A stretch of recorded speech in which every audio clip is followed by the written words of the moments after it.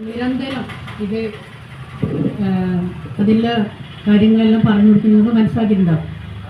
അപ്പോൾ ഇപ്പോൾ ഇവർ സ്വാഗത ഭാഷണം കൂടി പറയുകയുണ്ടായി ബീഹാറിൽ നടന്നത് അല്ലേ. അപ്പോൾ ഇതിൽ നമുക്ക് ഏറ്റവും കൂടുതലായി ബാധിക്കുക നമ്മുടെ ഈ ന്യൂനപക്ഷം നമുക്ക് തന്നെയായിരിക്കും. അതായത് ഈ നമ്മളെ വീടുകളിൽ ഈ BLO വരുമ്പോൾ നമ്മുടെ നാട്ടിൽ, അതായത് ഗൾഫുകൾ രാജ്യങ്ങൾ ചിലർ നമ്മളെ അധികം മുസ്ലിംസ് എല്ലാം നാട്ടിൽ ഗൾഫിലേക്ക് പോയി അവിടെ വീട് പൂട്ടിയ അവസ്ഥ ആയിരിക്കും. അതുപോലെ പല ഭാഗങ്ങളിൽ. അപ്പോൾ അവർ BLO വരുമ്പോൾ നമ്മുടെ ഇതിൽ നമ്മളെ വീട്ടിൽ ആളില്ലാത്തതിനാൽ നമ്മുടെ നഷ്ടപ്പെടുന്ന സ്ഥിതി, അങ്ങനെ പല ആശങ്കകളുണ്ട്. അപ്പോൾ അതിനെക്കുറിച്ച് കൂടുതൽ ഞാൻ പറയുന്നില്ല. അപ്പോൾ ഇതിനെ വിശദീകരിക്കുന്നതിന് വേണ്ടി നമ്മുടെ അഡ്വക്കേറ്റ് ഫാത്തിമ അവരുടെ എത്തിയിട്ടുണ്ട്. അവർ കാര്യങ്ങൾ വിശദമായി പറയുന്നു തന്നെയാണ് അറിയുന്നത്. അപ്പോൾ നിങ്ങളെല്ലാം കണ്ടതിൽ വളരെ സന്തോഷമുണ്ട്. പല സമയങ്ങളിൽ പല കാര്യങ്ങളിൽ കൊണ്ട് ഞാനിവിടെ വന്ന് ഇവരെല്ലാം അറിയുന്ന പരിചയമുള്ള മുഖങ്ങളാണ്. അപ്പോൾ ഇങ്ങനെ രണ്ട് വാക്ക് സംസാരിക്കാൻ സാധിച്ചതുണ്ട്. അപ്പോൾ നമ്മളിത് നല്ല രീതിയിൽ ഉൾക്കൊണ്ടുകൊണ്ട് ഇതെന്തെല്ലാം നമ്മൾ ചെയ്യാൻ പറ്റുക. അപ്പോൾ ഇപ്പോൾ നമ്മളെ വിളിച്ചിട്ട് നമ്മുടെ അമ്മക്ക് ബാധിക്കുന്ന ഒരു കാര്യമാണ് എന്നുള്ള ആ രീതിയിൽ കണ്ടുകൊണ്ട് തന്നെ മുന്നോട്ട് പോയി നല്ല ഇതിൽ ചെയ്യണം എന്ന് മാത്രം പറഞ്ഞുകൊണ്ട് എല്ലാവരെയും അഭിവാദ്യം ചെയ്തുകൊണ്ട് ഈ പരിപാടി ഉദ്ഘാടനം ചെയ്യുന്നു. അഡ്വക്കേറ്റ് ഫാത്തിമ അവരെ ക്ഷണിച്ചുകൊണ്ട് ഞാൻ നിർത്തുന്നു. നമ്മുടെ ഇന്നത്തെ ഈ പരിപാടിക്ക് അധ്യക്ഷത വഹിച്ചിട്ടുള്ള ടീച്ചർ, സ്വാഗതം ആശംസിച്ചുള്ള ഷാജൽ സഖാവ്, അതുപോലെ തന്നെ ഇവിടെ സന്നിഹിതരായിട്ടുള്ള ലോക്കൽ സെക്രട്ടറി അടക്കമുള്ള നേതാക്കന്മാരെ, BLOമാരുണ്ടെങ്കിൽ അവരെല്ലാവരും എൻ്റെ പ്രിയപ്പെട്ട സഹോദരി സഹോദരന്മാർ. ഇവിടെ അധ്യക്ഷ പ്രസംഗത്തിലും സ്വാഗതത്തിലൊക്കെ സൂചിപ്പിച്ച പോലെ തന്നെ നമ്മളൊരു പ്രത്യേക വിഷയവുമായി ബന്ധപ്പെട്ടുകൊണ്ടാണ് ഇന്ന് ഇത്തരത്തിലുള്ള ഒരു മീറ്റിംഗ് ഇവിടെ, അല്ലെങ്കിൽ ഈ ഒരു യോഗം നമ്മൾ ചേർന്നിട്ടുണ്ടായിരുന്നു. നമുക്കറിയാം, നമുക്ക് കുറച്ചുകൂടി നമ്മൾ പിറകോട്ട് പോകുമ്പോൾ നിങ്ങളെല്ലാവരുടെയും വിലപ്പെട്ട സമയമാണ് നമ്മൾ എടുക്കുന്നത്. നമ്മുടെ ജീവിതത്തിലെ ഒരു പ്രധാനപ്പെട്ട കാര്യമായതുകൊണ്ട് തന്നെ നമ്മൾ അതിന് വേണ്ടിയിട്ട് സമയം ചെലവഴിക്കാൻ വേണ്ടിയിട്ട് തീർച്ചയായും നിർബന്ധമാവണം എന്നുള്ളതാണ്. അപ്പം നമുക്ക് ഇവിടെ 75 നമ്മുടെ ഭരണഘടന രൂപീകൃതമായിട്ട് 75ാം വാർഷികം നമ്മൾ ആഘോഷിച്ചു കൊണ്ടിരിക്കുന്ന ഈ വേളയിൽ തന്നെ നമ്മുടെ ഭരണഘടന വിഭാവനം ചെയ്യുന്ന നമ്മുടെ ഏറ്റവും ഐക്യവും അല്ലെങ്കിൽ മതനിരപേക്ഷത എന്ന് പറയുന്ന കാര്യങ്ങളൊക്കെ തന്നെ എങ്ങനെ ഇനി നമ്മുടെ വരുന്ന തലമുറക്ക് ഉണ്ടാവും എന്നുള്ളതിലുള്ള ഒരു വലിയൊരു ആശങ്ക നമ്മളിപ്പോൾ അല്ലെങ്കിൽ അത് നടന്നുകൊണ്ടിരിക്കുകയാണ്. നമുക്ക് വല്ലാത്ത ആശങ്ക ഉണ്ടായിക്കൊണ്ടിരിക്കുകയാണ്. എങ്ങനെയാണ് ഇതൊക്കെ ഇനിയും ഇങ്ങനെ ഉണ്ടാവുന്നത്? നമ്മുടെ പല കാര്യങ്ങളും നമ്മൾ മുന്നോട്ട് കാണുമ്പോൾ BJP സർക്കാർ ഇവിടെ അധികാരത്തിൽ വന്നതിന് ശേഷം ഇവിടെ ഉണ്ടായിട്ടുള്ള പല കാര്യങ്ങളും നമ്മൾ കാണുമ്പോൾ എങ്ങനെയാണ് നമ്മൾ നല്ല രീതിയിൽ മുന്നോട്ട് പോവുക എന്നുള്ളതിൽ വല്ലാത്ത രീതിയിൽ ആശങ്ക നമ്മളെ ജനിപ്പിക്കുകയാണ്. അതിലൊക്കെ തന്നെ ഒരുപാട് കാരണങ്ങളുണ്ട്. നമുക്ക് ഭരണഘടന എന്ന് പറയുന്നത് നമ്മുടെ ഖുർആനും ഉപനിഷത്തും മറ്റ് ബൈബിളും ഒക്കെ പോലെ നമ്മൾ എങ്ങനെയാണോ അത്രയും പ്രാധാന്യത്തോടെ, നമുക്കറിയാം, നമ്മൾ അറിയാതെ ഈ വേദപുസ്തകങ്ങളെല്ലാം തന്നെ ഒന്ന് നിലത്ത് വീണ് പോയി കഴിഞ്ഞാൽ, അല്ലെങ്കിൽ അറിയാതെ ഒന്ന് ചവിട്ടി പോയി കഴിഞ്ഞാൽ നമ്മൾ എന്ത് ചെയ്യും? ഒന്ന് തൊട്ടൊക്കെ തലേന്ത, അല്ലെങ്കിൽ നമ്മൾ പടച്ചവനോട് പറയുകയാണ്, ദൈവത്തോട് പറയണം, അറിയാതെ സംഭവിച്ചു പോയതാണ്, ഒന്ന് മാപ്പാക്കണേ എന്നൊക്കെ നമ്മൾ പറയുന്നത് പോലെ തന്നെ നമ്മുടെ ഒരു ഇന്ത്യയായിട്ട്, ഒരു ഇന്ത്യൻ പൗരനായിട്ട് നമ്മൾ ജീവിക്കണമെങ്കിൽ തീർച്ചയായിട്ടും ഈ വേദപുസ്തകം, ഭരണഘടന എന്ന് പറയുന്ന ഒരു വേദപുസ്തകം നമ്മൾ സൂക്ഷിക്കേണ്ടിയിരിക്കുന്നു, അതിനെക്കുറിച്ച് അറിയേണ്ടിയിരിക്കുന്നു എന്നുള്ളതാണ്. ഭരണഘടന പറയുന്നത് നമ്മൾ പണ്ട് കാലങ്ങളിലൊക്കെ വെറുതെ ഭരണഘടനയുടെ ഡ്രാഫ്റ്റിംഗ് കമ്മിറ്റി ചെയർമാൻ ആരാണ് എന്നൊക്കെയുള്ള കാര്യങ്ങൾ ഒരു മാർക്കിന് വേണ്ടിയിട്ട് പഠിച്ചിരുന്ന കാലഘട്ടത്തിൽ നിന്നും ഇന്ന് ഭരണഘടന വിഭാവനം ചെയ്യുന്ന അല്ലെങ്കിൽ ഉയർത്തിപ്പിടിക്കുന്ന മൂല്യങ്ങൾ എന്തൊക്കെ തന്നെയാണെന്ന് വളരെ കൃത്യമായിട്ട് മനസ്സിലാക്കേണ്ടുന്ന ഒരു കാലഘട്ടത്തിലൂടെയാണ് നമ്മൾ കടന്നു പോയിക്കൊണ്ടിരിക്കുന്നത് എന്ന് എൻ്റെ പ്രിയപ്പെട്ട സഹോദരിമാരും സഹോദരന്മാരും ഓർക്കേണ്ടതായിട്ടുണ്ട്. നമുക്ക് BR അംബേദ്കർ ഭരണഘടന 1949 നവംബർ 26 ഉണ്ടാക്കി 1950 നമുക്ക് ജാനുവരി 26 ഇന്ത്യക്ക് അത് സമ്മാനിച്ചപ്പോൾ അവിടെ കൃത്യമായിട്ട് ആർട്ടിക്കിൾ 21 ആർട്ടിക്കിൾ 14 ആർട്ടിക്കിൾ 15 ഒക്കെ ഒരു മനുഷ്യന് എങ്ങനെയാണ് ജീവിക്കേണ്ടത് എന്നുള്ളത് ആർട്ടിക്കിൾ 21 വളരെ കൃത്യമായിട്ട് പറയുന്നുണ്ട്. എങ്ങനെയാണ് റൈറ്റ് ടു ലൈഫ് എന്ന് പറയുന്നുണ്ട്. ഒരു മനുഷ്യൻ എങ്ങനെയാണ് ജീവിക്കേണ്ടത്, അന്തസ്സോടെ എങ്ങനെയാണ് ജീവിക്കേണ്ടത്. അന്തസ്സ് എന്നുള്ളത് നമ്മളെ സംബന്ധിച്ചിടത്തോളം ഒരു പ്രധാനപ്പെട്ട കാര്യമാണ്, അല്ലെ? നമ്മളെല്ലാം തന്നെ നമുക്ക് പല തെറ്റുകളും ചെയ്യാനൊക്കെ നമുക്ക് മുന്നിലോട്ടുണ്ടെങ്കിലും നമ്മളെ അതൊക്കെ ഇല്ലാതെ ആക്കി നമ്മൾ മുന്നോട്ട് കൊണ്ടുപോകുന്ന ഒരു പ്രധാന ഘടകം എന്ന് പറയുന്നത് നമ്മുടെ അന്തസ്സ് തന്നെയാണ്. ആ അന്തസ്സ് മാത്രമല്ല, നമ്മുടെ ജീവിതത്തിൽ നമ്മൾ എങ്ങനെയാണ് ഒരു അന്തസ്സത്തോടെ ജീവിക്കുക എന്നുള്ളതാണ്. അതൊക്കെ കൃത്യമായിട്ട് ആർട്ടിക്കിൾ 21 പറയുന്നതോടൊപ്പം ആർട്ടിക്കിൾ 40 പറയുന്നുണ്ട് all are equal in the eyes of laws. എല്ലാവരും നിയമത്തിന്റെ മുന്നിൽ സമന്മാരാണ് എന്ന് പറയുന്നിടത്ത് തന്നെ എങ്ങനെയാണ് എല്ലാവരും നിയമത്തിന്റെ മുന്നിൽ സമന്മാരാവുന്നത്? അവിടെ ആർട്ടിക്കിൾ 15 വീണ്ടും പറയുന്നു there is no discrimination between caste, color, creed എന്നാ പറയുന്നത്. അതായത് ഒരു മനുഷ്യനെയും ജാതിയുടെയോ മതത്തിന്റെയോ വർഗത്തിന്റെയോ വർണ്ണത്തിന്റെയോ പേര് പറഞ്ഞിട്ട് വേർതിരിക്കാൻ പാടില്ലാത്തതാണ് എന്ന് പറഞ്ഞു നിർത്തുന്നിടത്താണ് നമ്മുടെ ഭരണഘടനയെ ഇല്ലായ്മ ചെയ്യുന്ന കുൽസിത നീക്കങ്ങൾ നമ്മുടെ കേന്ദ്ര ഗവൺമെന്റ് നടത്തിക്കൊണ്ടിരിക്കുന്നത്. അതിന്റെ പല കാര്യങ്ങളും നമ്മൾ തുടക്കം മുതലേ കണ്ടിട്ടുണ്ടായിരുന്നു. 2016 നമുക്ക് BJP ഗവൺമെന്റ് ഇവിടെ അധികാരത്തിൽ വന്ന കാലഘട്ടത്തില് നമ്മൾ കണ്ടിട്ടുണ്ടായിരുന്നു, ആദ്യം പിടിച്ചിട്ടുണ്ടായിരുന്നു നമ്മുടെ ബീഫിനെയായിരുന്നു. ബീഫ് ആരൊക്കെയാണോ കഴിക്കുന്നത്, ആരൊക്കെയാണോ വിൽക്കുന്നത്, അങ്ങനെയുള്ള എല്ലാവരെയും കൊല്ലലും കൊലപാതകങ്ങളും ആൾക്കൂട്ട കൊലപാതകങ്ങളും അതിനൊന്നും കേസെടുക്കാതിരിക്കുകയും അങ്ങനെ തുടങ്ങിയിട്ടുള്ള നിരവധി പ്രയാസങ്ങൾ നമ്മൾ ആ സമയത്ത് ഫേസ് ചെയ്തു. പിന്നെ കുറച്ച് കഴിയുമ്പോൾ നമ്മൾ കണ്ടത് ഏതാണ്? അടുത്തതായിട്ട് നമ്മൾ കണ്ടത് ഏതാണ്? മുത്തലാഖ് പോലെയുള്ള വിഷയങ്ങൾ നമ്മൾ കണ്ടു. മുത്തലാഖ് വിഷയങ്ങളും ഞാൻ ഇവിടെ എടുത്ത് പറയാനുള്ള ഒരു കാരണം എന്ന് പറയുന്നത്, നമുക്ക് പൊതുവെ എല്ലാ ഫാമിലി മാറ്റേഴ്സും വിവാഹവുമായി ബന്ധപ്പെട്ടിട്ടുള്ള എല്ലാ നിയമങ്ങളും പൊതുവെ സിവിൽ ആയിട്ടുള്ള നേച്ചറിൽ പോകുന്നതാണ്. സിവിൽ നേച്ചർ എന്ന് പറഞ്ഞു കഴിഞ്ഞാൽ കുറ്റമില്ലാത്ത, നമുക്ക് ഡിവോഴ്സ് വേണമെങ്കിൽ ഒന്നുകിൽ ഡിവോഴ്സ് കിട്ടും, ഇല്ലെങ്കിൽ ഡിവോഴ്സ് കിട്ടില്ല. ചെലവിന് കൊടുക്കുകയാണെങ്കിൽ ഒന്നുകിൽ ചെലവിന് കിട്ടും, അല്ലെങ്കിൽ ചെലവിന് കിട്ടില്ല. ഇനി റിട്ടേൺ ഓഫ് ഗോൾഡ് ഓർണമെന്റ്സിനാണെങ്കിൽ ഒന്നുകിൽ റിട്ടേൺ ഓഫ് ഗോൾഡ് ഓർണമെന്റ്സ് കിട്ടും, ഇല്ലെങ്കിൽ കിട്ടില്ല. കുട്ടികളുടെ കസ്റ്റഡി ആണെങ്കിൽ ഒന്നുകിൽ കിട്ടും, ഇല്ലെങ്കിൽ കിട്ടില്ല. ഇങ്ങനെ ഈ ഒരു രീതി മാത്രമായിരുന്നു നമുക്ക് ഫാമിലി മാറ്ററിലൊക്കെ ഉണ്ടായിരുന്നത്. അതായത് ഒരു സിവിൽ നേച്ചറായിട്ടുണ്ടായിരുന്നു. പക്ഷേ ഈ മുത്തലാഖ് എന്ന് പറയുന്നത് നമ്മുടെ ഖുർആൻ ശരീഅത്തിലോ തന്നെ ഒരിക്കലും അംഗീകരിക്കാത്ത കാര്യം തന്നെയായിരുന്നു. എന്നാൽ മുത്തലാഖ് എന്ന് പറയുന്ന കാര്യത്തില് 2 തരത്തില് നമ്മുടെ മുത്തലാഖ് അംഗീകരിച്ചിട്ടുണ്ട്. തലാഖുൽ ബിദ്ദത്തുൽ തലാഖുൽ അല്ലെങ്കിൽ തലാഖുൽ ഹസൻ അല്ലെങ്കിൽ തലാഖുൽ അഹസൻ എന്ന് പറയുന്ന 2 സംഗതികള് നമ്മുടെ തലാഖിൽ അംഗീകരിച്ചിട്ടുണ്ട്. തലാഖുൽ മുത്തലാഖ് എന്ന് പറയുന്ന നിന്ന നിൽപ്പിന് ഒറ്റത്തെ 3 പ്രാവശ്യം ചെല്ലുന്ന ആ ഒരു രീതി അംഗീകരിച്ചിട്ടില്ല. പക്ഷേ അതെടുത്തിട്ട് എന്താണ് ചെയ്തത്? അതുകൊണ്ടാണ് നമ്മുടെ പ്രധാനമായിട്ട് ഇടതുപക്ഷം അതിനെ ആശങ്കപ്പെടുന്നത്. എന്തുകൊണ്ടാണെന്ന് വെച്ച് കഴിഞ്ഞാൽ ഒരു വിഭാഗം ഹിന്ദുക്കൾ, ഇവിടെ നമ്മുടെ ഇന്ത്യ എന്ന് പറയുന്നത് വ്യത്യസ്തമായിട്ടുള്ള മതവിഭാഗങ്ങൾ താമസിക്കുന്ന സ്ഥലത്ത് നിന്ന് ഒരു വിഭാഗം മാത്രം ഡിവോഴ്സ് നേടിക്കഴിഞ്ഞാൽ ആ ഡിവോഴ്സ് നേടിയിട്ടുള്ള വിഭാഗത്തിന് മാത്രം ശിക്ഷയുണ്ടാവുന്നു എന്നുള്ളതാണ്. അതുകൊണ്ടാണ് അപ്പൊ അങ്ങനെ വരുന്ന കേരളം പോലെയുള്ള ഒരു സംസ്ഥാനമല്ല മറ്റ് സംസ്ഥാനങ്ങൾ. വിദ്യാഭ്യാസ കാര്യങ്ങളിലാണെങ്കിലും ആരോഗ്യ കാര്യങ്ങളിലാണോ മറ്റേത് തലത്തിലുള്ള കാര്യങ്ങൾ നമ്മൾ എടുത്ത് പരിശോധിച്ച് നോക്കിക്കഴിഞ്ഞാലും എല്ലാറ്റിലും കേരളം ഒന്നാമതായി നിൽക്കുന്നു എന്നുള്ളത് നമുക്ക് കാണാം. അതിന്റെ അർത്ഥം മറ്റ് സംസ്ഥാനങ്ങളെല്ലാം അതിന് പിറകോട്ടുള്ള സംസ്ഥാനങ്ങളാണ്. അപ്പൊ ഈ സംസ്ഥാനങ്ങളിലെല്ലാം തന്നെ ഇത്തരത്തിലുള്ള കാര്യങ്ങൾ നടക്കുന്നത് കൊണ്ട് തന്നെ നിരവധിയായിട്ടുള്ള ആളുകൾ ജയിലിൽ പോകുവാനുള്ള ചാൻസ് വളരെ കൂടുതലാണ്. അതിനുശേഷം പിന്നീട് കൊണ്ടുവരുന്ന കാര്യങ്ങൾ നമ്മൾ കണ്ടു, ഏക സിവിൽ കോഡ് പോലെയുള്ള കാര്യങ്ങൾ കണ്ടു. അതിനുശേഷം പിന്നീട് കുറച്ച് കാലങ്ങൾ കഴിയുമ്പോൾ പിന്നെ നമ്മൾ പൗരത്വ ഭേദഗതി ബില്ല് അങ്ങനെ അഫ്ഗാനിസ്ഥാനിൽ നിന്നും പാകിസ്ഥാനിൽ നിന്നും ബംഗ്ലാദേശിൽ നിന്നും വന്നിട്ടുള്ള ആളുകളെയൊക്കെ മുസ്ലിങ്ങൾ ഒഴികെയുള്ള മറ്റ് വിഭാഗക്കാരൊക്കെ പൗരത്വം നിഷേധിക്കുക, അവർക്ക് മുസ്ലിങ്ങൾക്ക് പൗരത്വമില്ല, ബാക്കി എല്ലാവർക്കും പൗരത്വം നൽകുന്ന ഒരു പ്രവണതയും നമ്മൾ കണ്ടു. അതിനുശേഷം പിന്നെ നമ്മൾ വരുമ്പോൾ കണ്ടുകൊണ്ടിരിക്കുന്നത് ഒരു ഭാഷ, ഒരു രാഷ്ട്രം, ഒരു തിരഞ്ഞെടുപ്പ്. അപ്പൊ ഇതിൽ നിന്നെല്ലാം നമ്മൾ മനസ്സിലാക്കേണ്ടുന്ന ഒരു പ്രധാനപ്പെട്ട കാര്യം എന്ന് പറയുന്നത്, കേന്ദ്രത്തിന്റെ പ്രധാനപ്പെട്ട അജണ്ട എന്ന് പറയുന്നത് ഇന്ത്യയെ ഒരു ഹിന്ദു രാഷ്ട്രമാക്കി മാറ്റുക എന്നുള്ള ഒറ്റ ലക്ഷ്യം മാത്രമാണ് അവരുടെ മുന്നിലുള്ളത്. അങ്ങനെ അവരുടെ മുന്നിൽ ഒരു ലക്ഷ്യം മാത്രം, ഹിന്ദു രാഷ്ട്രമാക്കി മാറ്റുക എന്ന് പറയുന്ന ഒരു ലക്ഷ്യത്തിലേക്ക് നമ്മൾ എത്തിച്ചേരണമെങ്കിൽ അതിന് ന്യൂനപക്ഷ വിഭാഗങ്ങളായിട്ടുള്ള മുസ്ലിങ്ങളെയും ക്രിസ്ത്യാനികളെയും മറ്റ് വിഭാഗക്കാരായിട്ടുള്ള ആളുകളെയെല്ലാം തന്നെ ഇവിടെ നിന്ന് ഇല്ലാതാക്കണം. അതിന്റെ ഭാഗമായിട്ടാണ് നമ്മൾ ഛത്തീസ്ഗഡിൽ ക്രിസ്ത്യൻ മിഷണറിമാർക്ക് നേരെ 2 ക്രിസ്ത്യാനികളെ ഈ മതപരിവർത്തനം ചെയ്യുന്നു എന്ന് പേര് പറഞ്ഞിട്ട് ജയിലിൽ അടച്ചിട്ടുള്ള കാഴ്ച നമ്മൾ കണ്ടിട്ടുണ്ടായിരുന്നു.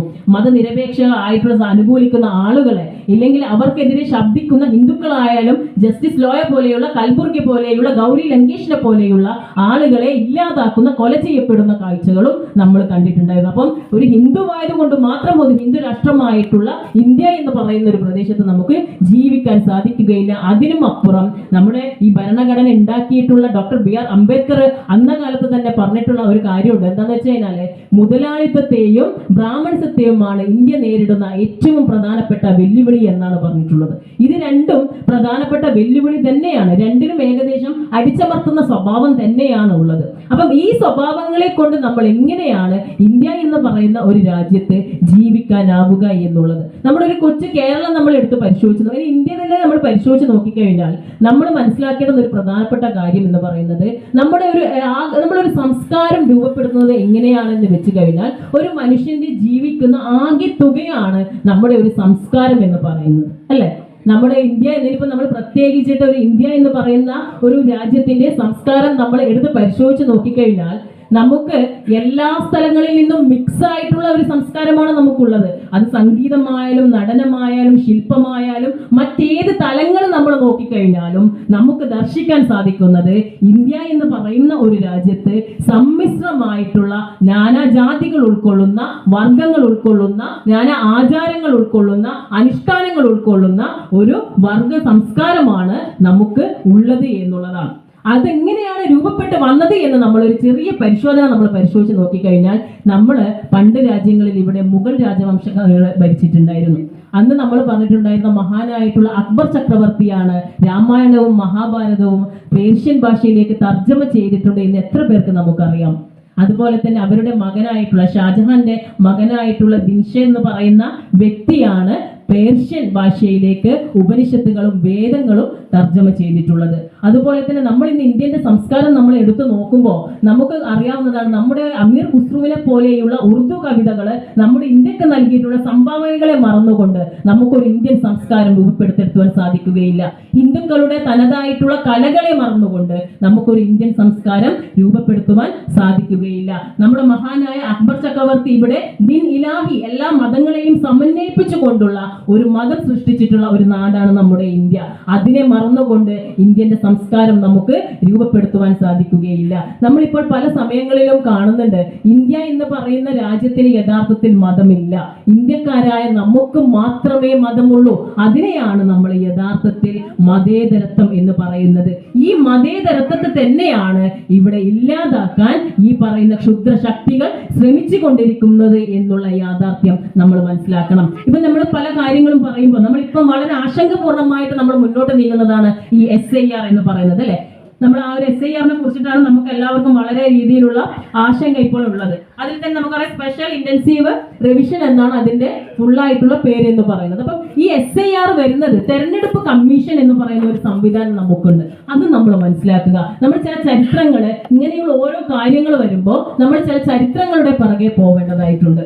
നമ്മുടെ ഈ തെരഞ്ഞെടുപ്പ് കമ്മീഷൻ എന്ന് പറയുമ്പോൾ നമ്മുടെ ഭരണഘടന തെരഞ്ഞെടുപ്പ് കമ്മീഷന് നൽകിയിട്ടുള്ള പവർ എന്ന് പറയുന്നത് ഒരു സുപ്രീം കോടതിയുടെ ജഡ്ജിക്ക് നൽകിയിട്ടുള്ള പവറാണ് എന്ന് നമ്മൾ മനസ്സിലാക്കണം. അവിടെ മറ്റൊരു ഗവൺമെന്റിനും ഇടപെടാൻ പറ്റാത്ത രീതിയിലുള്ള ഒരു കാര്യമാണ് അന്നത്തെ ഭരണഘടന, നമ്മുടെ ലെജിസ്ലേറ്റീവ് അസംബ്ലി ആയിട്ടുള്ള നമ്മുടെ ഭരണഘടനാ നിർമ്മാണ സഭയും അതുപോലെ തന്നെ ഡോക്ടർ BR അംബേദ്കർ അടക്കമുള്ള ആളുകള് നമ്മുടെ ഭരണഘടന നിർമ്മിക്കുമ്പോൾ ചെയ്തിട്ടുണ്ടായിരുന്നത്. അവരതിൽ പറയുന്നത് എന്താണെന്ന് വെച്ച് കഴിഞ്ഞാൽ ഒരു തെരഞ്ഞെടുപ്പ് കമ്മീഷൻ എന്ന് പറഞ്ഞു കഴിഞ്ഞാൽ ഒരു സുപ്രീം കോടതി ജഡ്ജിന് നൽകുന്ന പവർ എന്താണ്? സുപ്രീം കോടതി ജഡ്ജിന് നൽകുന്ന പവർ എന്ന് പറഞ്ഞു കഴിഞ്ഞാൽ ഒരു സുപ്രീം കോടതി ജഡ്ജിയെ നമ്മൾ ആ സ്ഥാനത്ത് നിന്ന് മാറ്റണമെങ്കിൽ പെട്ടെന്നൊരു സുപ്രഭാതത്തിൽ ഏതെങ്കിലും ഒരു പ്രസിഡന്റിനോ അല്ലെങ്കിൽ പ്രൈം മിനിസ്റ്റർക്കോ മാറ്റാൻ സാധിക്കുകയില്ല. അവർക്ക് അതിനനുസരിച്ചിട്ടുള്ള കൃത്യമായിട്ടുള്ള മാനദണ്ഡം, ഇങ്ങനെ 2 സഭകളിലും കൂടിയിട്ട് ഒരു റെസൊല്യൂഷൻ പാസ്സാക്കിയതിനു ശേഷം അത് അംഗീകരിച്ചാൽ മാത്രമേ ഈ പറയുന്ന സുപ്രീം കോടതി ജഡ്ജിനെയും അതേപോലെ തെരഞ്ഞെടുപ്പ് കമ്മീഷനെയും മാറ്റുവാൻ സാധിക്കുകയുള്ളൂ. അപ്പം അന്ന് ഈ പറയുന്ന തെരഞ്ഞെടുപ്പ് കമ്മീഷൻ നമ്മൾ ഇൻഡിപെൻഡന്റ് ആയിട്ട് ഒരു ഇൻഡിപെൻഡന്റ് ബോഡി ആയിട്ട് പ്രവർത്തിക്കണം എന്നുള്ള ആ ഒരു തീരുമാനത്തിന്റെ ഫലമായിട്ട് അന്ന് ഈ പറയുന്ന തെരഞ്ഞെടുപ്പ് കമ്മീഷൻ പ്രവർത്തിച്ചിട്ടുണ്ടായിരുന്നത് പ്രസിഡന്റിന് നമ്മുടെ കേന്ദ്രമന്ത്രിമാർ അല്ലെങ്കിൽ നമ്മുടെ പ്രൈം മിനിസ്റ്റർ നൽകുന്ന ഒരു ശുപാർശ, അവർ അധ്യക്ഷനായിട്ടുള്ള ഒരു കമ്മിറ്റി നൽകുന്ന ശുപാർശ ഇന്നയാളെ ആക്കണം എന്ന് പറയുന്നതാണ്. അത് പിന്നെ ക്രമേണ മനസ്സിലാക്കുകയാണ് അത് ഏതെങ്കിലും ഒരു പാർട്ടിക്ക് അനുകൂലമായിട്ടുള്ള ഒരാളെ നിശ്ചയിക്കുവാൻ വേണ്ടിയിട്ട് സാധിക്കും എന്ന് പറഞ്ഞതുകൊണ്ട് പിന്നീട് അതിന് 2018 അത് വീണ്ടും 2015 അതിനെതിരെ ഒരു കേസ് സുപ്രീം കോടതിയിൽ പൊതു താല്പര്യ ഹർജിയായിട്ട് ഫയൽ ചെയ്യുകയാണ്. അതുവരെ 1989 വരെ നമ്മുടെ തെരഞ്ഞെടുപ്പ് കമ്മീഷൻ എന്ന് പറയുന്നത് ഒരു സിംഗിൾ ബെഞ്ചായിരുന്നു. എങ്ങനെയാണ് സിംഗിൾ സിംഗിൾ ബെഞ്ച് എന്ന് പറയുന്നത്. ആകെ ഒരാൾ മാത്രം, ഒരു ചീഫ് ഇലക്ഷൻ കമ്മീഷൻ മാത്രമേ ഉണ്ടായിരുന്നുള്ളൂ. പിന്നീട് അത് മാറ്റിയിട്ട് 1989 ശേഷം അത് മാറ്റിയിട്ട് നമുക്കൊരു സെലക്ഷൻ കമ്മിറ്റി എന്ന് പറയുന്ന 3 ആളുകൾ ഉണ്ടാവുകയാണ്. അതിലൊന്ന് നമ്മുടെ ചീഫ് ഇലക്ഷൻ കമ്മീഷൻ ഉണ്ടാവും, 2 ഇലക്ഷൻ കമ്മീഷണർമാരായിട്ടുള്ള 2 പേരും ഉണ്ടാവും. ഇവരെ നിശ്ചയിക്കുന്നതും അന്ന് ഇതേപോലെ ഇവർക്ക് താല്പര്യമുള്ള ആളുകളാവും എന്നുള്ളത് കൊണ്ടാണ് പിന്നീട് ഈ പറയുന്ന രീതിയിൽ കേസ് വന്നിട്ടുണ്ടായിരുന്നത്. അങ്ങനെ പിന്നീട് ഈ സുപ്രീം കോടതി 2023 2018 തോന്നുന്നു ഒരു വിധി പുറപ്പെടുവിക്കുകയാണ്.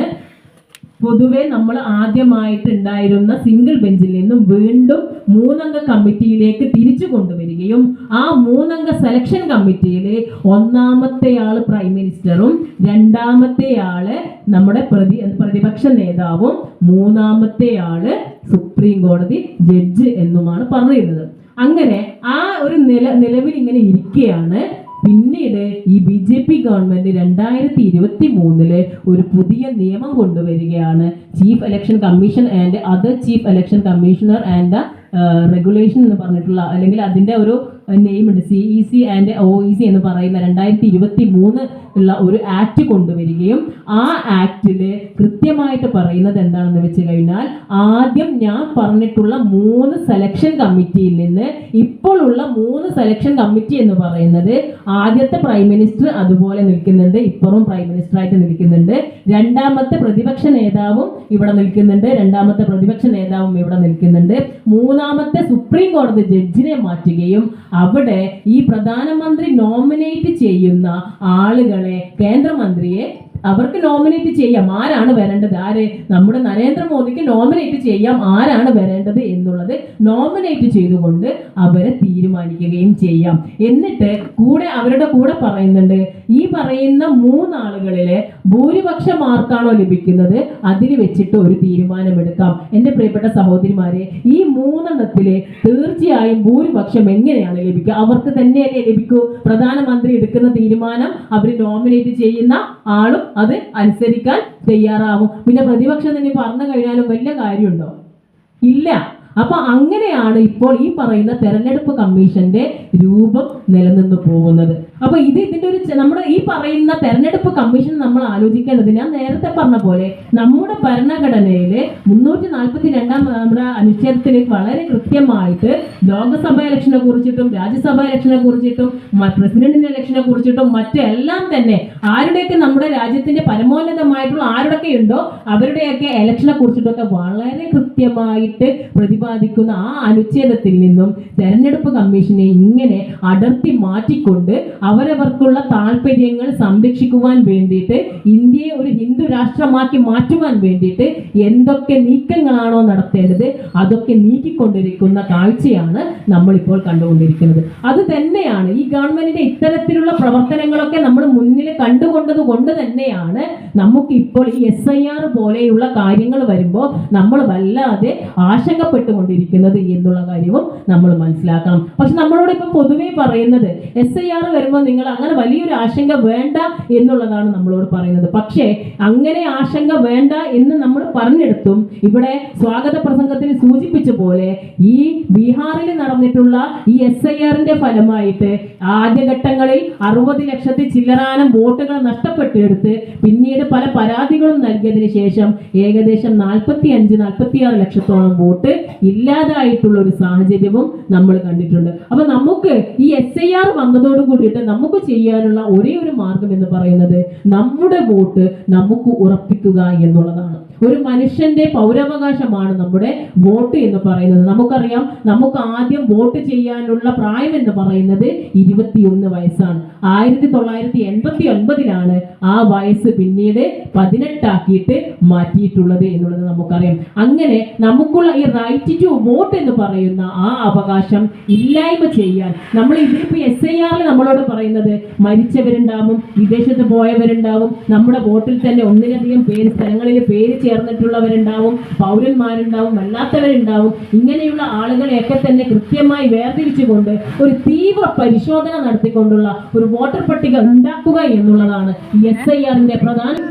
ഞാനും നിങ്ങളെപ്പോലെ പാസ്സാക്കണം അല്ലെങ്കിൽ ഹാജരാക്കണം എന്നുള്ള രീതിയിലേക്കുള്ള കാര്യങ്ങൾ പറയുന്നത്. നമ്മുടെ കേരളത്തെ സംബന്ധിച്ചിടത്തോളം തെരഞ്ഞെടുപ്പിൽ അല്ലെങ്കിൽ ഒരു വോട്ട് ഏറ്റവും ബൃഹത്തായിട്ടുള്ള ഒരു സംഭവമാണ് എന്ന് മാനിച്ചു കൊണ്ടിരിക്കുന്ന ഒരു ജനങ്ങളായതുകൊണ്ട് തന്നെ അവർ തീർച്ചയായിട്ടും ഏതെങ്കിലും ഒരാളുടെയൊക്കെ ഉണ്ടാവും എന്ന് വിശ്വസിക്കുകയാണ്. എന്നാൽ ചില സമയങ്ങളിൽ അതൊക്കെ ഇല്ലാത്തവരും ഉണ്ടാവാം. പിന്നീട് നമുക്ക് വരുന്ന സംശയം എന്താണെന്ന് വെച്ച് കഴിഞ്ഞാൽ വിദേശത്തുള്ള ആളുകളാണെങ്കിൽ അവർ എന്ത് ചെയ്യണം? അവിടെ BLOമാർ പറയുന്നത് വിദേശ വോട്ട് എന്ന് പറഞ്ഞിട്ട് ചേർത്തിട്ടുള്ളതാണെങ്കിൽ അവർക്ക് ആ വോട്ട് അങ്ങ് പോകും. അല്ലാത്തവര് നമുക്ക് നമ്മുടെ വീട്ടിലുള്ളവർക്ക് ഈ ഫോം നമ്മളങ്ങ് പൂരിപ്പിച്ചു കൊടുത്താൽ മതി എന്നുള്ളതാണ്. അതായത് അവര് തരുന്ന ഫോം നമ്മൾ അങ്ങോട്ടേക്ക് പൂരിപ്പിച്ചു കൊടുത്താൽ മതി. ഇനി ചില സാഹചര്യങ്ങളിൽ നമ്മുടെ കല്യാണം കഴിച്ചിട്ട് ഇങ്ങോട്ട് കൊണ്ടുവരുന്നു, നമ്മുടെ വീട് വേറെ ആയിരിക്കും. അപ്പൊ നമ്മുടെ വീട്ടിലാണ് പണ്ട് നമ്മുടെ വോട്ട് ഉണ്ടായിരുന്നത്.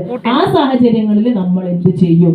അങ്ങനെയുള്ള സാഹചര്യങ്ങളിൽ നമ്മളോട് പറയുന്നു, നിങ്ങൾ നിങ്ങളുടെ അമ്മ അവിടെ ഉണ്ടെങ്കിൽ അവരോട് ആ ഫോം പൂരിപ്പിച്ചിട്ട് കൊടുക്കാൻ പറയുക. നമ്മൾ ഇവിടെ തന്നെ ഉണ്ടാവണം. ദുബായിലാണെങ്കിൽ മറ്റ് വിദേശങ്ങളിലാണൊക്കെ ഉണ്ടെങ്കിൽ നമ്മൾ ആ വീട്ടിൽ നിൽക്കുന്നവരോട് ഫോം പൂരിപ്പിച്ചിട്ട് കൊടുക്കാൻ പറയാ. ഒരു കാരണവശാലും ഫോം പൂരിപ്പിക്കാതെ കൊടുക്കാൻ പാടില്ല എന്നുള്ളതാണ് നമുക്ക് ഇപ്പോൾ കിട്ടുന്ന നിർദ്ദേശം. അതിൽ 2 ഫോം പറയുന്നുണ്ട്.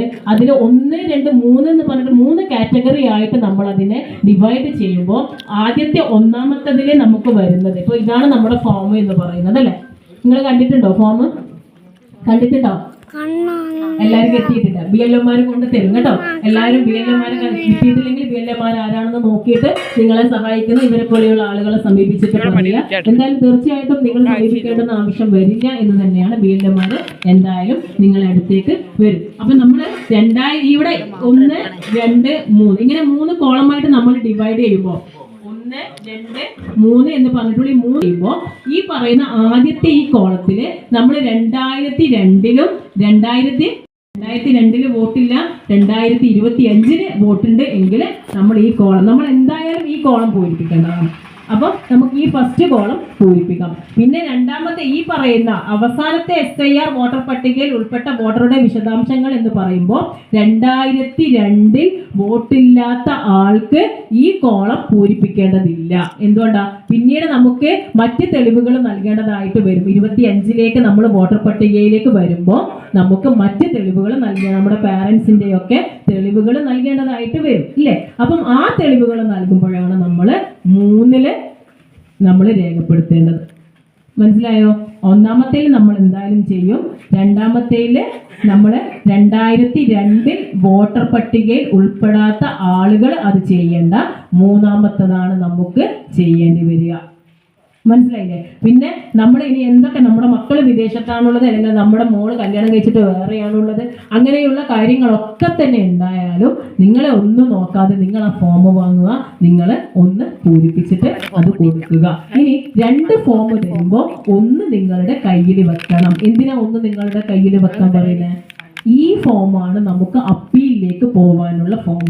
അതായത് നമ്മുടെ വോട്ടർ പട്ടികയിൽ നമുക്ക് പേര് വന്നിട്ടില്ല എങ്കിൽ നമുക്ക് പരാതിപ്പെടാനുള്ള ഫോമാണ്. നമ്മൾ ഓൾറെഡി കൊടുത്തിട്ടുണ്ട്, നമുക്കൊരു എവിഡൻസ് വേണ്ടേ, നമുക്കൊരു പ്രൂഫ് വേണ്ടേ, നമ്മൾ എന്തെങ്കിലും കൊടുത്തിട്ടുണ്ട് എന്ന് കാണിക്കാൻ ഒരു പ്രൂഫ് വേണമെങ്കിൽ നമ്മൾ എന്താ ചെയ്യേണ്ടത്?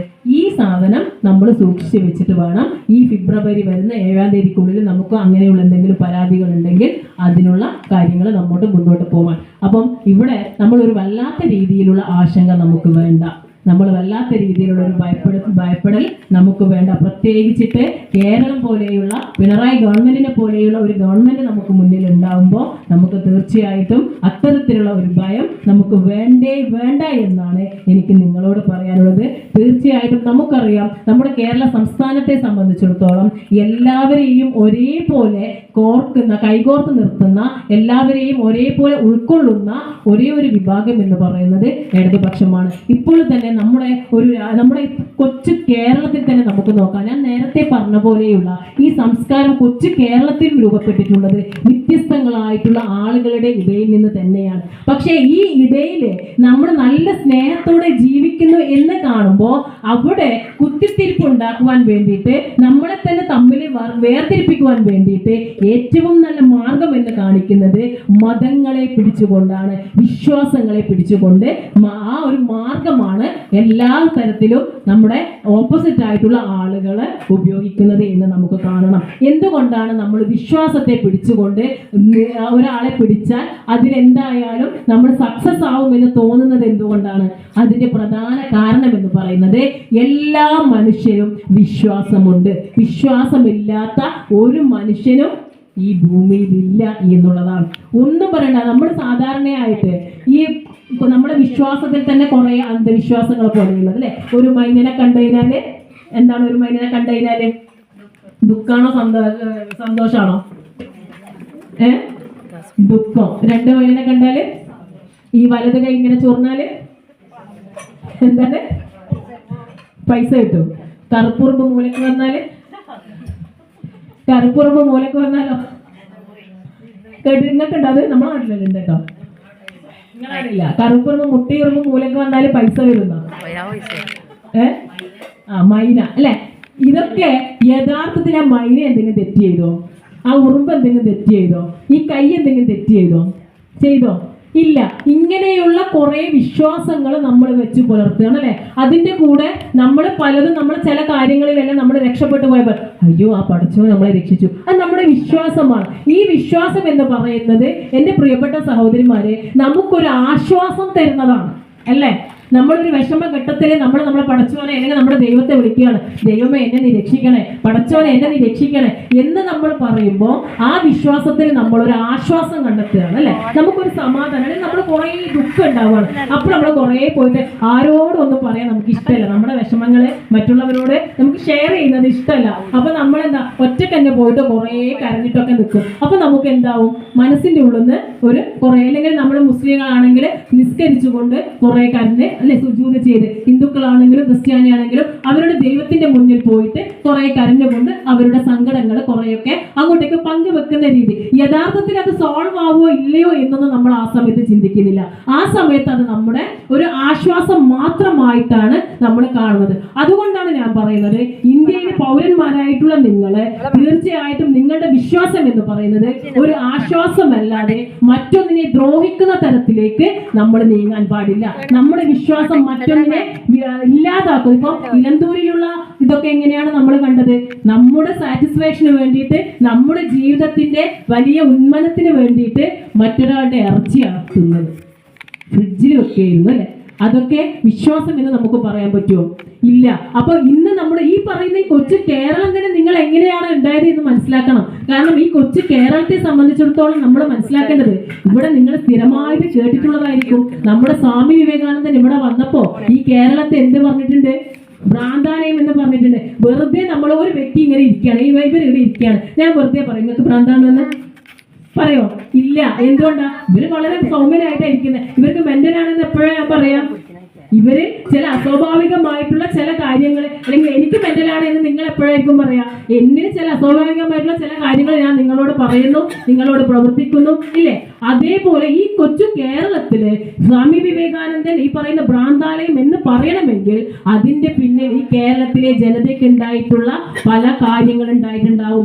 വർഗത്തിന്റെ പേരില്, ജാതിയുടെ പേരില്, മറ്റ് തൊട്ടുകൂടായ്മ ഐക്യത്തിന്റെ പേരില് ഇല്ലേ, ഇങ്ങനെയുള്ള നിരവധിയായിട്ടുള്ള കാര്യങ്ങൾ നടന്നുകൊണ്ടെടുത്ത് അവിടെ നിന്നാണ് കർഷക സമരങ്ങളിലൂടെയും തൊഴിലാളി പ്രസ്ഥാനങ്ങളിലൂടെയും മറ്റ് സമരങ്ങളിലൂടെ എല്ലാം തന്നെ നവോത്ഥാന പ്രസ്ഥാനങ്ങളും നവോത്ഥാന നായകന്മാരടക്കമുള്ള ആളുകളൊക്കെ തന്നെ കൃത്യമായിട്ടുള്ള ഇടപെടലുകൾ നടത്തിക്കൊണ്ടാണ് ഇന്ന് കാണുന്ന നമ്മളെല്ലാവരും ഒന്നിച്ചിരിക്കുന്ന, ഞാനും ചേച്ചിയും ഒക്കെ ഒന്നിച്ചിങ്ങനെ ഒരു സഭയിൽ ഇരിക്കുന്ന ഒരു വ്യവസ്ഥിതിയായിട്ട്, മതനിരപേക്ഷതയുള്ള ഒരു രാജ്യമായിട്ട് ഇന്ത്യയും മതനിരപേക്ഷതയുള്ള ഒരു സംസ്ഥാനമായിട്ട് കേരളവും ഒക്കെ മാറിയാലും ഇതിനെ തകർക്കുവാൻ വേണ്ടിയിട്ട് ഏറ്റവും നല്ല ലക്ഷ്യം എന്ന് പറയുന്നത് നമ്മുടെ മതത്തെ പിടിച്ചുകൊണ്ട് കളിക്കുക, മതത്തെ രാഷ്ട്രീയവൽക്കരിക്കുക എന്ന് പറയുന്നത് പറയുന്നതാണ്. അതിൻ്റെ മികച്ച ഉദാഹരണങ്ങളാണ് നമ്മളിപ്പോൾ കഴിഞ്ഞ ഓണത്തിന് തന്നെ കണ്ടു.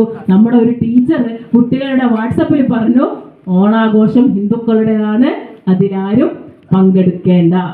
നമ്മൾ അങ്ങനെയാണോ ഓണാഘോഷത്തെ കണ്ടിട്ടുള്ളത്? ഓണം എന്ന് പറയുന്നത് കേരളീയരുടെ ദേശീയ ഉത്സവമാണെന്നും അന്ന് പണ്ട് കാലങ്ങളിൽ കൊയ്ത്ത് കാലങ്ങളിലല്ലേ ഉണ്ടായിട്ടുള്ള അതിൻ്റെ ഒരു ഓർമ്മക്ക് വേണ്ടിയിട്ടാണ്, കൊയ്ത്തുത്സവം പോലെയാണ് ഓണം കൊണ്ടാടിയിട്ടുള്ളത്. ഇന്ന് അതുപോലെ തന്നെ ഇന്ന് BJP ഗവൺമെന്റ് പറയുന്നത് എന്താണ്? ഓണത്തിന് ഏറ്റവും ഉയർത്തിപ്പിടിക്കേണ്ട ആളുകൾ മഹാബലിയല്ല, പിന്നാരാ? വാമനനാണ്. അങ്ങനെ പാഠപുസ്തകങ്ങളിലും പല മാറ്റങ്ങൾ വരുത്തുവാനുള്ള കാര്യങ്ങൾ നടന്നുകൊണ്ടിരിക്കുകയാണ്. അപ്പൊ ചുരുക്കത്തില് നമ്മുടെ വിശ്വാസത്തിന്റെ ഉള്ളിൽ കയറിക്കൊണ്ട് എങ്ങനെയാണ് ഒരു മനുഷ്യനെ, അതുകൊണ്ടാണ് നമ്മുടെ ഈ പറയുന്ന ഇത്തരത്തിലുള്ള ശബ്ദങ്ങൾ അത് ചിലപ്പോഴെങ്കിലും ചിലവരെ സ്വാധീനിക്കുന്നത് കൊണ്ടാണ്, പുതിയ തലമുറയെ സ്വാധീനിപ്പിക്കാനുള്ള ശ്രമം നടക്കുന്നത് കൊണ്ടാണ് ഇത്തരത്തിലുള്ള വോയിസുകൾ നമ്മൾ പലപ്പോഴായിട്ട് കേൾക്കേണ്ടി വരുന്നത്. ശബരിമല പോലെയുള്ള സ്ഥലങ്ങളിൽ നമ്മൾ പലപ്പോഴായിട്ട് കണ്ടിട്ടുള്ളതാണ്. നമ്മുടെ ഇടതുപക്ഷ സർക്കാർ എല്ലാ സൗകര്യങ്ങളും ചെയ്തു കൊടുത്തു. ആണിനെയും പെണ്ണിനെയും ലിംഗനീതി, ലിംഗസമത്വം, gender justice and gender equality എന്ന് പറയുന്ന കാര്യങ്ങളിലേക്ക് തുല്യത കൽപ്പിച്ചു കൊണ്ട് പോകുവാൻ നോക്കുമ്പോൾ അവിടെയും മതത്തിന്റെ പേര് പറഞ്ഞിട്ട് അല്ലെ, ഇപ്പൊ നമ്മൾ കണ്ടു എന്താണ്, ശബരിമല ഇവിടെ നമ്മുടെ പോറ്റി കുറേ സ്വർണ്ണം അടിച്ചുകൊണ്ട് പോയി. നിങ്ങൾ കേട്ടിട്ടില്ലേ? ഉണ്ണികൃഷ്ണൻ പോറ്റി കുറേ സ്വർണ്ണം അടിച്ചുകൊണ്ട് പോയത് ദൈവത്തെ കാവലാക്കിയിട്ട് നിർത്തിയിട്ടുള്ള പോറ്റി തന്നെയാണ്. അപ്പോൾ ഈ ഇടയിൽ ഒരു തമാശ ഞാൻ കേട്ടിട്ടുണ്ടായിരുന്നു. ദൈവത്തോട് പോയിട്ട് എൻ്റെ സ്വർണ്ണമൊക്കെ കളവ് പോയി, എങ്ങനെയെങ്കിലും ഒന്ന് കാണിച്ചു തരണേ എന്ന് പറഞ്ഞപ്പോൾ ദൈവം പറഞ്ഞു, എൻ്റെ സ്വർണ്ണം തരും ഇതുവരെ എനിക്ക് എവിടെയാണ് കണ്ടെത്താൻ പറ്റിയിട്ടില്ല, പിന്നെയാണ് നിന്റെ സ്വർണ്ണം എന്ന്. കാരണം ദൈവത്തെ സംരക്ഷിക്കുന്ന ആളുകൾ പോലും ദൈവത്തെ അടിച്ചുകൊണ്ട് പോവുകയാണ്. അപ്പൊ ഇവിടെ എവിടെയാണ് നമുക്ക് നീതി കാണാൻ സാധിക്കുന്നത്? ഈ സംരക്ഷിക്കേണ്ട അവരുടെ കൈകളിൽ തന്നെ ഇത്തരത്തിലുള്ള പ്രവൃത്തികൾ ഉണ്ടാവുമ്പോൾ സാധാരണക്കാരായിട്ടുള്ള ആളുകൾ എങ്ങനെയാണ്? ഇപ്പൊ നമ്മൾ കേരളം എന്ന് പറയുന്ന കൊച്ചു കേരളത്തിനെ കേന്ദ്രം എങ്ങനെയൊക്കെയാണ് ബുദ്ധിമുട്ടിക്കുന്നത്? നിങ്ങളൊന്ന് നോക്കൂ. ഇന്ത്യ എന്ന് പറയുന്ന ഒരു രാജ്യം ഫെഡറൽ സിസ്റ്റത്തിലൂടെ കടന്നു പോകുന്ന രാജ്യമാണ്. എന്താണ് ഞാൻ നേരത്തെ പറഞ്ഞ പോലെ നമ്മുടെ ഭരണഘടനയിലെ ഫെഡറൽ സിസ്റ്റത്തിന് കൃത്യമായിട്ട് പറയുന്നുണ്ട്. എന്താണ് ഫെഡറൽ സിസ്റ്റം എന്ന് പറഞ്ഞു കഴിഞ്ഞാൽ സർക്കാരും നമ്മുടെ സംസ്ഥാനങ്ങളും ഈ രാജ്യവും തമ്മിൽ ഒരു ബന്ധം ഉണ്ടാവും. അപ്പം ഈ സർക്കാർ, ഈ പറയുന്ന നമ്മുടെ സർക്കാരല്ല, സംസ്ഥാന സർക്കാരും ഈ പറയുന്ന കേന്ദ്ര സർക്കാരും കേന്ദ്രവും തമ്മിലുള്ള ഒരു ബന്ധം എന്ന് പറയുന്നത് ചില കൊടുക്കൽ വാങ്ങലുകൾ അങ്ങോട്ടും ഇങ്ങോട്ടും നടത്തിയിട്ടാണ്. ഒരു 10 എണ്ണം നമ്മുടെ കേരളം അങ്ങോട്ട് കൊടുക്കുമ്പോൾ ഒരു 6 ഇങ്ങോട്ട് തിരിച്ചു തരണം എന്നാണ് നമ്മുടെ കണക്ക്. ഒരു 10 കൊടുക്കുമ്പോൾ നമ്മുടെ ഇവിടുത്തെ നികുതിയുടെ എല്ലാം കാര്യങ്ങൾ വെച്ചിട്ട് ഒരു 10 കേന്ദ്ര സർക്കാരിന് കൊടുക്കുമ്പോൾ ഒരു 6 കേരളത്തിന്റെ വികസന പ്രവർത്തനങ്ങൾക്ക് വേണ്ടിയിട്ട് 6 പൈസ ഇങ്ങോട്ട് തരണം. എന്നാൽ നമ്മളിപ്പോൾ കണ്ടുകൊണ്ടിരിക്കുന്ന കാര്യം എന്താണ്? എല്ലാ നികുതികളും വെട്ടിച്ചുരുക്കിക്കൊണ്ട് K5 പോലെയുള്ള ഒന്നും തന്നെ ഇവിടെ നടപ്പിലാക്കാൻ വിടാതെ, ട്രെയിനുകളൊന്നും നമ്മൾ കണ്ടിട്ടില്ലേ, സ്പീഡ് ട്രെയിനൊന്നും ഇവിടെ കേരളയിലൊന്നും ഇവിടെ നടപ്പിലാക്കാനേ വിട്ടിട്ടുണ്ടായിരുന്നില്ല. അതുപോലെ തന്നെ നമ്മുടെ മുണ്ടക്കൈ വയനാട് ദുരന്തത്തിൽ 2000 ചില്ലറ കോടി രൂപ ആവശ്യപ്പെട്ടിട്ട് ആകെ തന്നത് എത്രയാ? 200 ചില്ലറ കോടി രൂപ.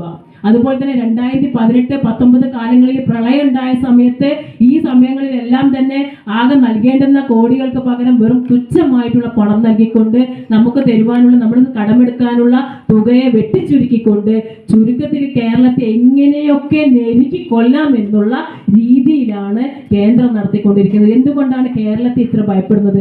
കാരണം കേരളം അത്രമാത്രം വികസന പ്രവർത്തനമാണ് ഇപ്പോൾ. ഇപ്പൊ നമ്മൾ പെൻഷൻ കൂട്ടിയതൊക്കെ നമ്മൾ അറിയാലോ അല്ലെ, 2000 രൂപ പെൻഷൻ ആക്കിയിട്ടുണ്ട്. അപ്പോൾ കോൺഗ്രസ്സുകാർ പറയുന്നുണ്ട് നമ്മളാണ് കൂട്ടിയതെന്ന് പറയുന്നുണ്ട്. കോൺഗ്രസ്സുകാർ എനിക്ക് തോന്നുന്നു ആകെ ഒരു 100 രൂപയോ അല്ലെങ്കിൽ ഉമ്മൻചാണ്ടിയുടെ കാലത്ത്, അതും 18 മാസം കുടിശ്ശികയൊക്കെ വെച്ചുകൊണ്ട് പോയ ഒരു കാലത്ത് ഒരു 100 രൂപ ഇങ്ങനെ കൂട്ടിയതാണ്. ബാക്കിയൊക്കെ നായനാർ ഗവൺമെന്റ് മുതൽ പിന്നീട് വന്നിട്ടുള്ള VS അച്യുതാനന്ദൻ ഗവൺമെന്റ് മുതൽ പിന്നീട് വന്നിട്ടുള്ള പിണറായി സർക്കാർ വരെ എത്തുമ്പോഴേക്ക് 60 രൂപയിൽ നിന്നുള്ള നമ്മുടെ പെൻഷൻ എത്തി നിൽക്കുന്നത് 2000 രൂപയിലാണ്. അങ്ങനെ എത്ര വികസന പ്രവർത്തനങ്ങൾ നമ്മുടെ ഓർമ്മയിൽ തന്നെ. നിങ്ങളുടെ മക്കളൊക്കെ സ്കൂളുകളിൽ പൂട്ടിയിട്ട് ടീച്ചർമാരെ നിങ്ങളുടെ അടുത്ത് വന്നിട്ട് ബാഗ് ഞാൻ തരാം, സ്കൂൾ ബസ്സിന്റെ ഫീസ് കൊടുക്കാം, യൂണിഫോം ഞാൻ തരാം, എൻ്റെ ജോലി ഒന്ന് നിലനിർത്തി തന്നാൽ മതി, നിങ്ങളെ കുട്ടി ഒന്ന് അങ്ങോട്ടേക്ക് അയച്ചാൽ മതി എന്ന് പറഞ്ഞ് കരഞ്ഞ് കാല് പിടിച്ചിട്ടുള്ള ഒരു ഘട്ടം നമ്മുടെ മുന്നിൽ ഉണ്ടായിട്ടുണ്ടായിരുന്നു അല്ലേ?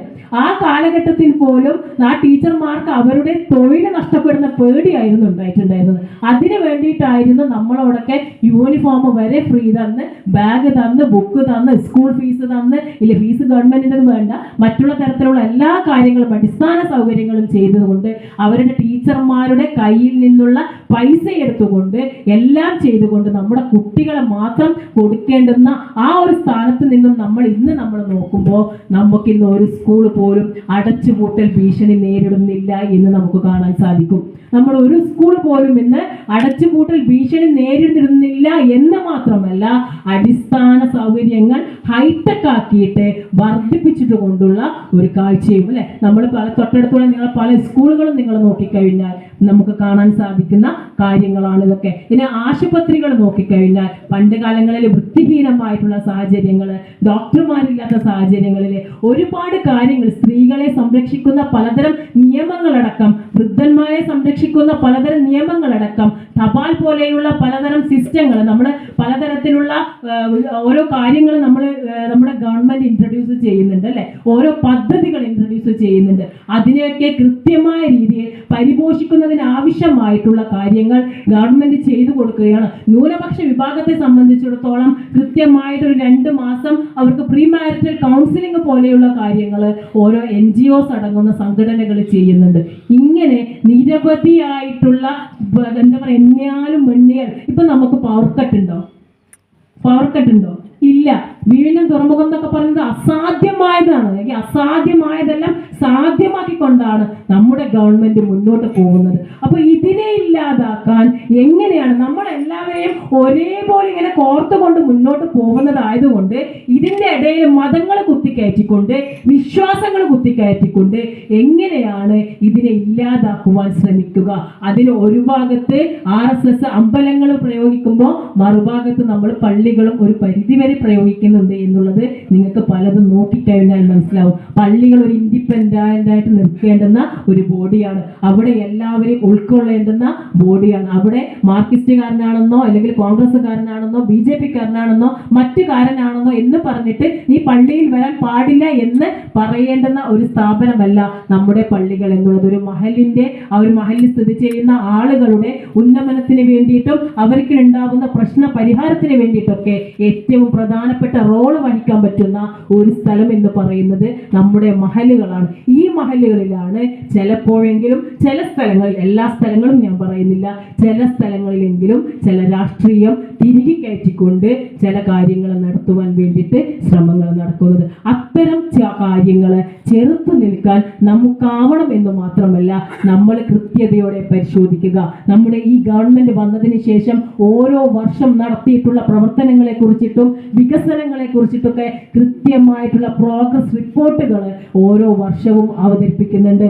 ആ പ്രോഗ്രസ് റിപ്പോർട്ടുകൾ തന്നെ നിങ്ങൾക്ക് വായിച്ചു നോക്കിക്കഴിഞ്ഞാൽ എന്തൊക്കെ മാറ്റങ്ങളാണ് ഉണ്ടായിട്ടുള്ളത് എന്ന് നമുക്ക് കൃത്യമായി മനസ്സിലാക്കുവാൻ സാധിക്കും. നിങ്ങൾ റോഡൊക്കെ തന്നെ പോയി നോക്കിയാൽ തന്നെ മനസ്സിലാക്കാൻ പറ്റും അല്ലെ, എന്തൊക്കെ മാറ്റങ്ങളാണ് ഉള്ളത് എന്നുള്ളത്. അപ്പൊ നമ്മൾ കൃത്യമായിട്ട് ഒരു സംസ്ഥാനത്തിന്റെ പുരോഗതി എന്ന് പറയുന്നത്, ഒരു രാജ്യത്തിന്റെ പുരോഗതി എന്ന് പറയുന്നത് ഏറ്റവും താഴേക്കുള്ള ആളുകളെ പുരോഗതിയിലേക്ക് വരുത്തുക എന്നുള്ളതാണ്.